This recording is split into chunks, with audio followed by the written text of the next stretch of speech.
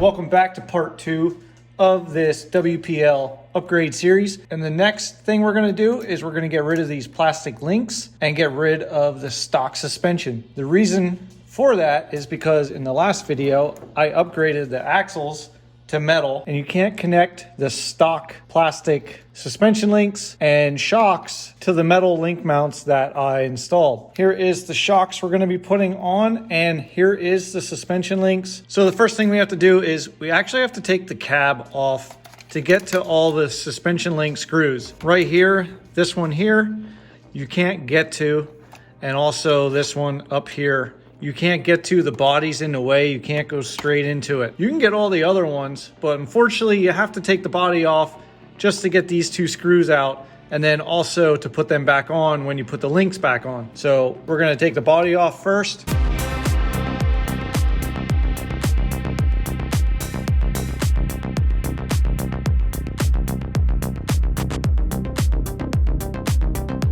Okay, now we can get to all the suspension links.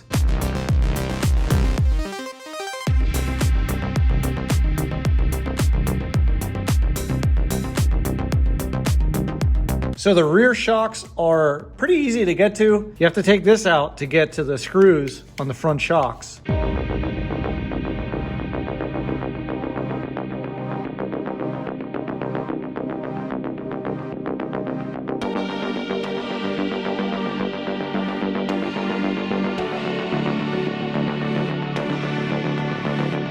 You'll see that the shortest screw that they give you is still too long and digs into the plastic. So we're gonna mark where we have to cut out on the front and the back, and then we have to take this rear deck off and take this off and make our cut. So that way when we put the screw in for the shock, the plastic won't be in the way, and then it'll also free up all the other holes in here that you can put the shock wherever, at whichever mounting point you want to put.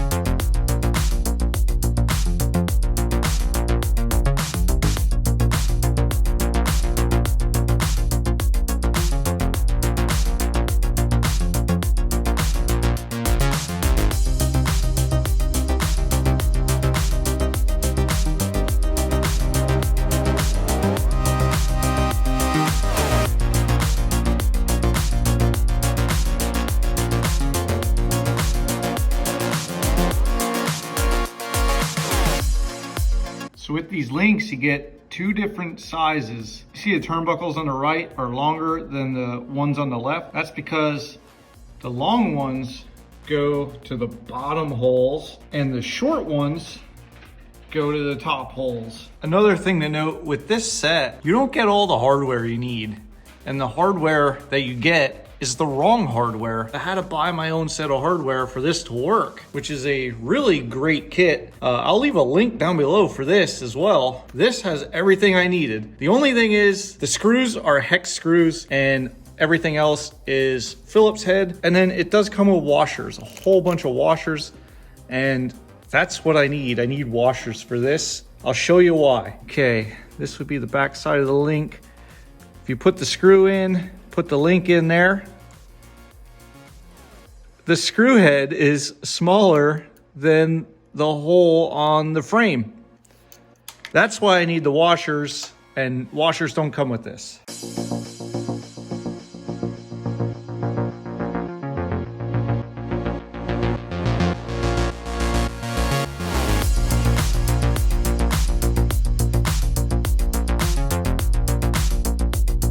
Okay, so now it's time to connect the axles to the links and the shocks. These lower ones get connected in the middle. I'm gonna use these 10mm ones that I got with my kit, and I'm also gonna put a washer in there just in case it goes a little bit beyond halfway. It looks like it's gonna be close. So now we connect these upper ones with the shocks. And I'll use these longer screws that I got with the shocks, and they'll be able to reach the whole way through.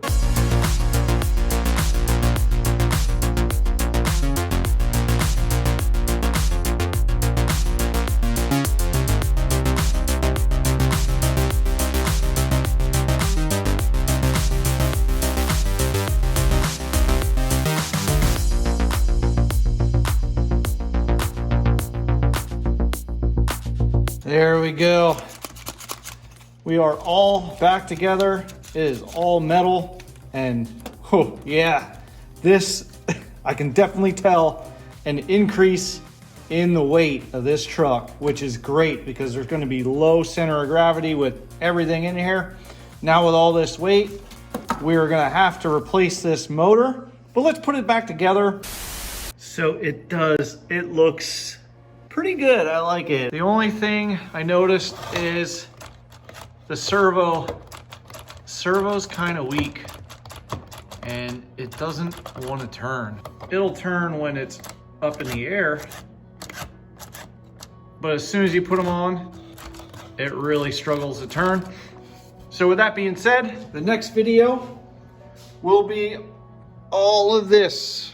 We have a servo, an ESC, another motor, because this motor in this is trash. We have Ovonic 1000 milliamp hour batteries. There's 2 in this pack. And then we have the Fly Sky FSGT2B transmitter and receiver, all gonna go in this truck. So thanks for watching, and I hope to see you on the next video when I put all this stuff on.